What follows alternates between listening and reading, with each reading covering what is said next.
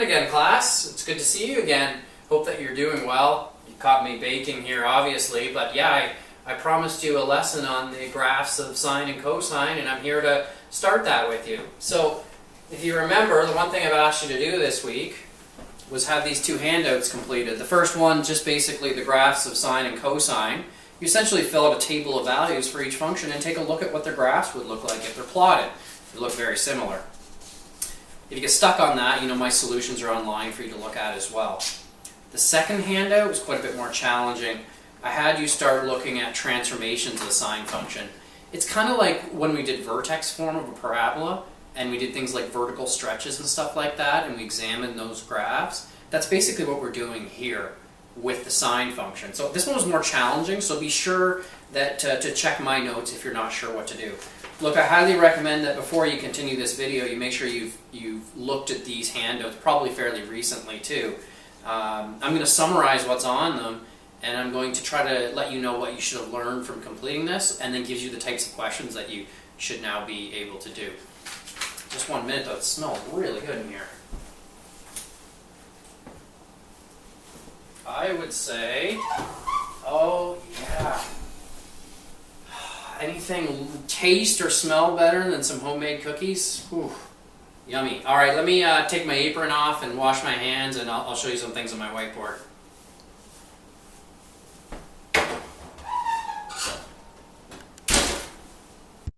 So let's first start by talking about what the graph of y equals sine x and y equals cos x look like, which is what you were supposed to do on this handout here. We filled out these two table of values, and we see the sketches right here. Now, I asked you to consider filling out 0, 90, 180, etc. without using a calculator. So why do I know that the sine of 0 is going to be 0? Well, I can think of Freddy the Frog. We talked about the sine function giving his height on the water wheel. Okay, it's like the opposite side of each of the triangles is 0 at that point. 90 degrees, Freddy the Frog has a height of 1, if that helps. 180, he's back down to 0. 270, he's down to -1, and 360 back to 0. We used cosine. We talked about the cosine function being the same as Freddy the Frog's horizontal distance from the center of the wheel. So at 0 degrees, Freddy the Frog is a meter away. At 90 degrees, he's straight above the center of the wheel, so his horizontal distance is 0. At 180 degrees, he's on the left side of the wheel, so his horizontal distance was -1, and so on. Let's actually look at sine and cosine. We're going to look at them in Desmos for a bit, and this is a useful tool for you guys to have. It's a graphing calculator, so it's at desmos.com. I can graph y equals sine x. Okay, I'm just typing that into my keyboard, and that's what I get. Now, we need to fix a couple things here. Really, really important, and because that doesn't look like our graph. If we go to the settings here, the first thing is we need to be in degrees. Desmos assumes you're in radians, which is actually a different way of measuring an angle. So I click into degrees, and I actually need to change my scale. I want to go from -10, from x equals -10 to at least 360. I'm going to go 370, just even a little bit extra room. Okay, and if I want, I can change the y scale. It can go from, oh, I don't know, let's say -5 to +5. Okay. I can also change the step if I want. We completed tables of values, and we kind of saw the idea there. 30 looks a little bit better. So that just tells me the x-axis is going to go up by 30 each time. So there we go. There is the sine function that you graph. Now, of course, that goes on forever. You graph from 0 to 720. But we can see there's such a thing as negative angles. This graph is periodic. It never stops moving. You can kind of imagine Freddy the Frog on the water wheel. His height is 0, it increases to 1, back down to 0, down to -1, back to 0, and so on. Let's take a look at the cosine function. There it is in blue. I'll just hide the other one. It's very similar to the sine function. It has the exact same shape. It just has sort of a different starting point. It starts at 1, and then it goes down to -1 and back up again. So let's talk about these graphs a little bit more. So we talked about amplitude and an equation of an axis and a period when we talked about periodic functions. So So I pulled up the sine function again here. Sorry if the video just jumped there for a minute. Let's talk about the amplitude, the equation of the axis, and the period of this function. So this graph, to start with, has a period of 360 degrees. And all that means is that every 360 degrees, the graph repeats itself. And that's not surprising. That makes sense because typically after 360 degrees, all the angles just repeat themselves. So of course the graph is just going to repeat itself. The next thing we're talking about is amplitude. Y equals sine x has an amplitude of 1. This information is summarized in one of the handouts, by the way. What is an amplitude, in case you're curious? It's this distance right here, which is the same as this distance right here. It's like the height of the wave, so to speak. Now you can calculate an amplitude by taking a maximum value, subtracting a minimum value, and dividing by 2. In this case, that's 1 take away -1, which is 2 divided by 2 gives you 1. So there's the amplitude, or the amp for short. The period is 360 degrees, and that leaves the axis. So there's actually a horizontal line that runs through the center of this graph. And in this particular case, it's at y equals 0. So the axis is at y equals 0. Those are 3 characteristics of this graph. Another important characteristic is as we look at other graphs involving sine and cosine, they're not always going to be exactly like this. They won't always have an amplitude of 1 or an axis of y equals 0 or even a period of 360 degrees. So there is the information for sine. Cosine's the exact same thing. Cosine has the same curve. It just starts in a different location. It starts at the maximum. So all those answers are the same for cosine as well. Now I'd like to point out that you can very quickly draw a graph of y equals sine x or y equals cos x. Let's start with y equals sine x. I know the graph is periodic and has a period of 360 degrees. So from 0 to 360 degrees, there's going to be one cycle. I know that it goes up like this, comes back, and finishes like that. I call it a frowny face followed by a smiley face. Well, if this is 360 degrees, halfway is 180 degrees. Half of that is 90 degrees, and the value in between is 270 degrees. It goes up to 1 and down to -1. Do you see how I've actually sketched y equals sine x? It's not the neatest sketch in the world, but just using that information, okay? I could imagine Freddy the Frog again if I want to. He starts low, his height at 90 degrees is 1, then he comes back down and so on. And I'm able to sketch sine x just using these 5 points. 1, 2, 3, 4, 5. I don't really need to include the location of other points. So that's a quick way of sketching y equals sine x. Now I can do the same thing with y equals the cosine of x. It has the same characteristics. Axis at 0, a minimum value of -1, a maximum value of +1. The only difference is instead of starting at its axis, it starts at its maximum. Makes it a little bit harder to draw, but it does something like that. Okay, it's kind of like half a frowny face, a full smiley face, and half a frowny face. It has a period of 360 degrees. Halfway would be here at 180 degrees. That's where the cosine is equal to -1. That makes this 90 degrees. And this point right here, 270 degrees. So there's a very quick sketch of cosine as well.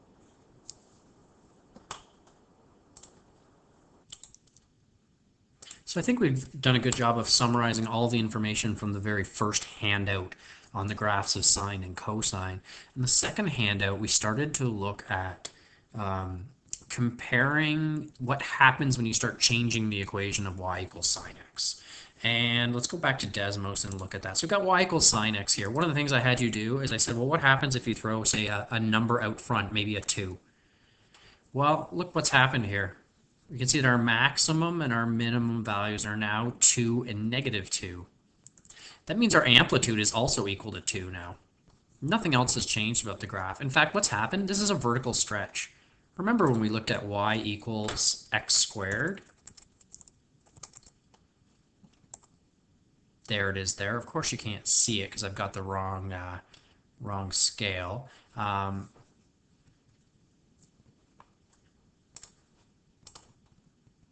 Okay, so I fixed that up. Here's the graph of y equals x squared. Remember in class we looked and we said if you throw a number like 2 out front, that vertically stretches the graph by a factor of 2, and it changed the step pattern and stuff like that. We also looked at putting, say, a negative number in front, and that flipped the parabola upside down, or we say reflected it in the x-axis. It's the same idea with sine functions, exactly what we're doing. Okay, so when I had y equals 2 sine x, there it is again, I vertically stretch it by a factor of 2.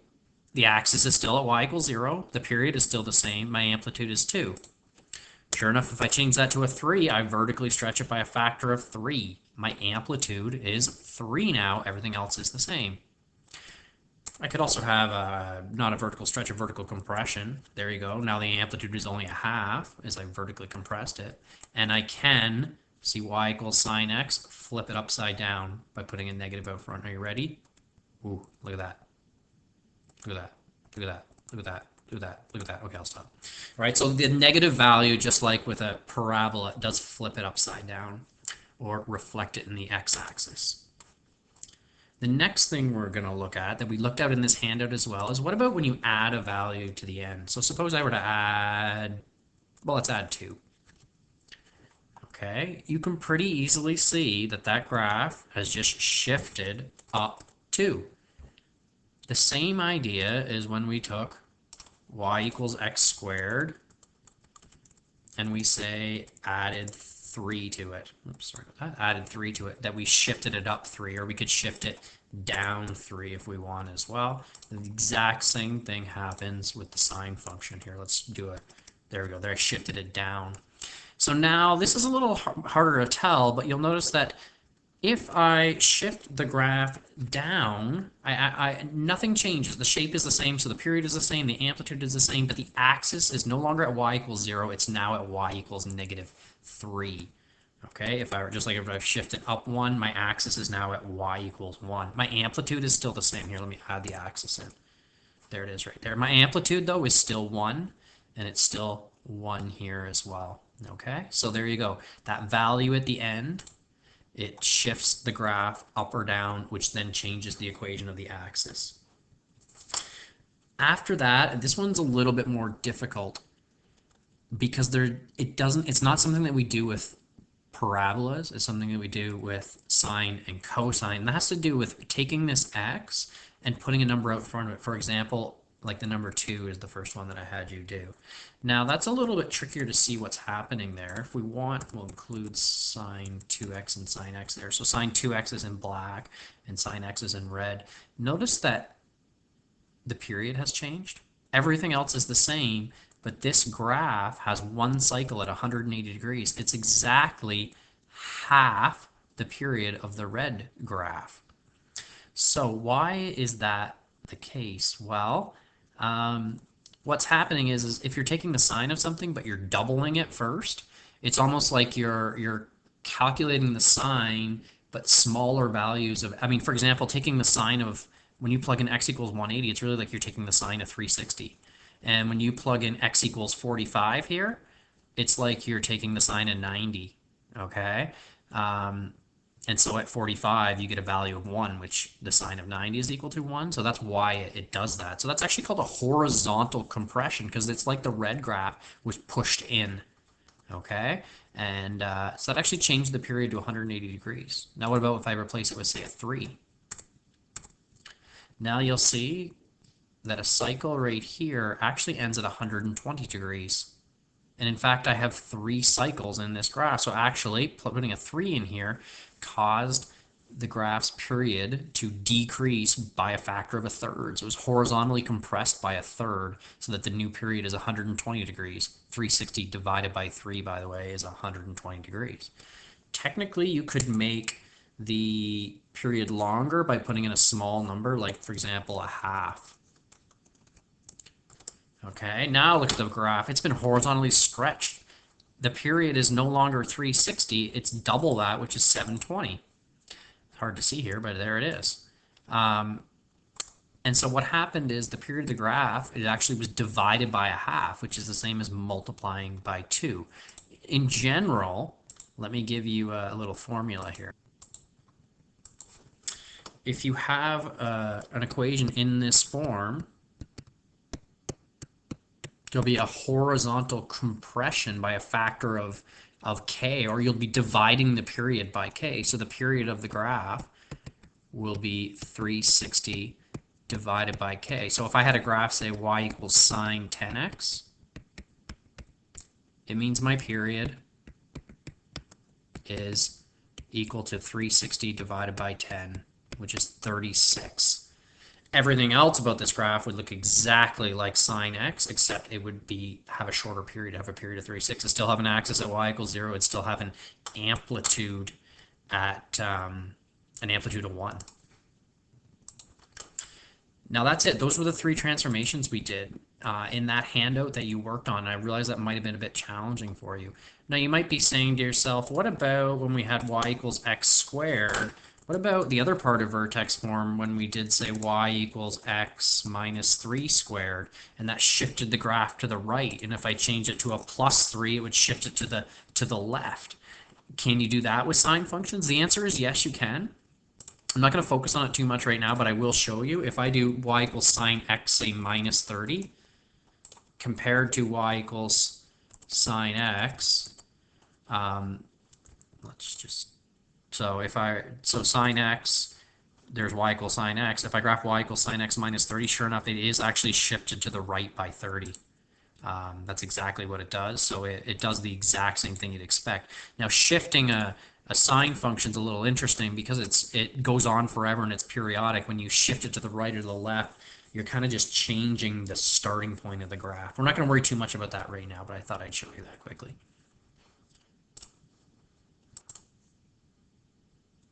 Let's do some questions together now. Now this handout that you're looking at is going to be online, and I will also include the solutions that I'm writing right now. So you don't need to madly scramble to write this down. You just got to pay attention, hopefully. Of course, you can always pause the video whenever you want to, too. All right. Graphing sinusoidal functions. Boy, that's a fun word to say. A sinusoidal function is a sine or a cosine function, and we've seen that they both kind of look the same. So let's graph f of x equals 5 sine x plus 10 based on what we know. What is the amplitude of the graph? The amplitude of the graph is 5. We get that from this number right here. It's been vertically stretched by 5. What's the period of the graph? Well, there was no horizontal stretch or compression. The period of the graph is 360 degrees. If it wasn't 360 degrees, there'd be a value in front of x there of something. What's the equation of the axis? Well, that's where this last number comes into play. The graph's been shifted up by 10. So instead of being at y equals 0, the axis will be at y equals 10. We can use that information to draw a pretty good sketch of what this graph's going to look like. We know in our head kind of what sine x looks like. It does this right here. So that's y equals sine x. We're going to now use that information along with this information here to graph this function. It has an amplitude of 5. It has an axis at y equals 10. So if my axis is at y equals 10, I can imagine that being right here. If the amplitude is 5, it means it goes 5 above that and 5 below that. And I've put my 0 in a pretty good spot right here too. Okay, so the period is 360 degrees, and it's a sine function, so it does this right here. Oops. Ending at 360. Halfway, of course, is 180. There's a 270 right there, and a 90 degrees. And that's what that graph looks like. Let's try another one. If you want, it wouldn't be a bad idea, you could actually pause the video and see if you could figure out what this graph looks like on your own. I'll leave that up to you, and let's get to it. Okay, y equals 3 cos 2x. So the cosine function. I know the cosine function looks like this. Okay, just a very rough sketch. However, this function has a 3 out front and a 2. Well, if there's a 3 out front, that's the amplitude. The period of the graph, notice we have a horizontal compression by a half. So the period of the graph is going to be 360 divided by 2, which is 180 degrees. The axis, well, there was no number at the end, so we didn't shift this up or down, so the axis is still at y equals 0. We can then use that information to sketch this graph. Okay, so the axis is still at y equals 0. Okay, so we do this right here. And, okay, the amplitude is 3. It's going to start at its maximum. It's going to look like the cosine graph. Like that. This is 0. But this is now 3 and negative 3 because of that vertical stretch at factor 3. Also, the period is 180 degrees, not 360. So this is ending at 180 degrees. And this is a 90 in between. And, of course, 270. And, whoa, sorry. Excuse me for 1 second. Let me erase that. Okay, that's 180. That's 90. 90 and 0 halfway is 45. So there's a 45 right there. Now, what's halfway between 90 and 180? It would actually be 135. So notice that both sine and cosine are divided into 4 segments, and those segments have the same length. In this case, each of them is 45 degrees long. Where the original cosine function, each segment is 90 degrees because the period is 360, but now it's down to 45 degrees. So you just kind of use that, the idea that it's symmetrical and each section of the curve has the same length, in this case 45 degrees. And there's your cosine graph. You can see a lot of the graphing is really just about making the scale correct. It's really the exact same shape as this graph. It just happens to have a 3 and a negative 3. We don't need to do these on graph paper. I'd also like to point out, if you don't think the answer is right, by all means, you could put that into Desmos.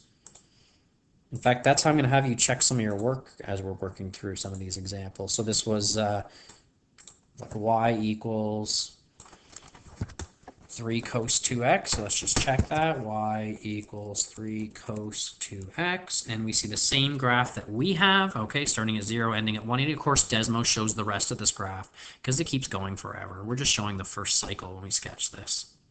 So maybe what I should do is I should, like, add some sort of arrow or something like that to show that it keeps going. Okay. All right, we've got one more example I'm going to show you.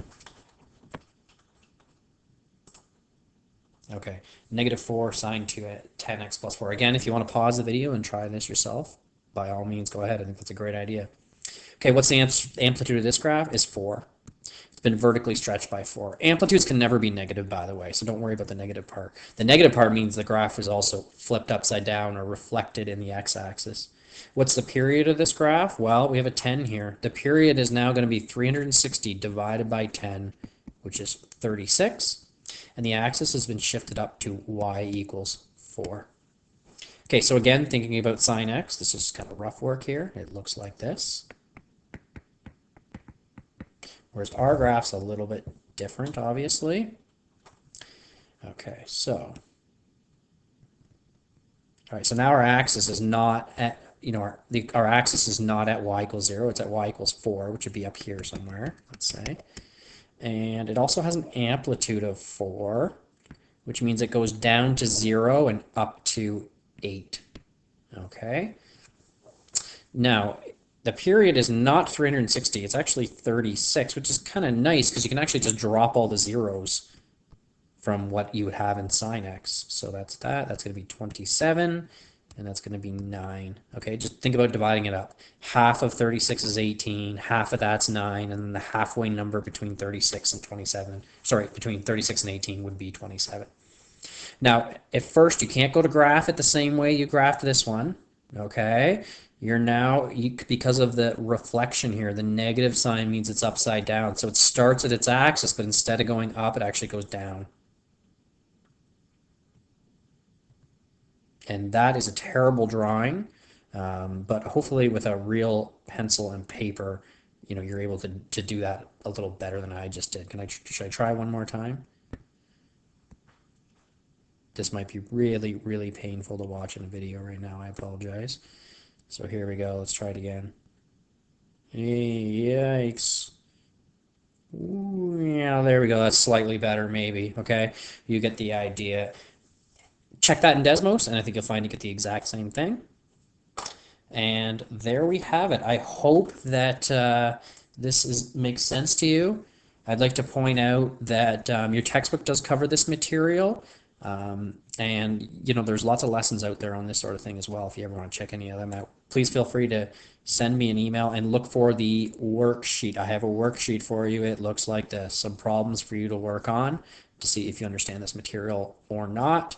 And then I'm going to add, please check these in Desmos. You're going to find all this stuff on the course webpage. So thank you for listening, and good luck. Feel free to email if you have any questions. Bye for now.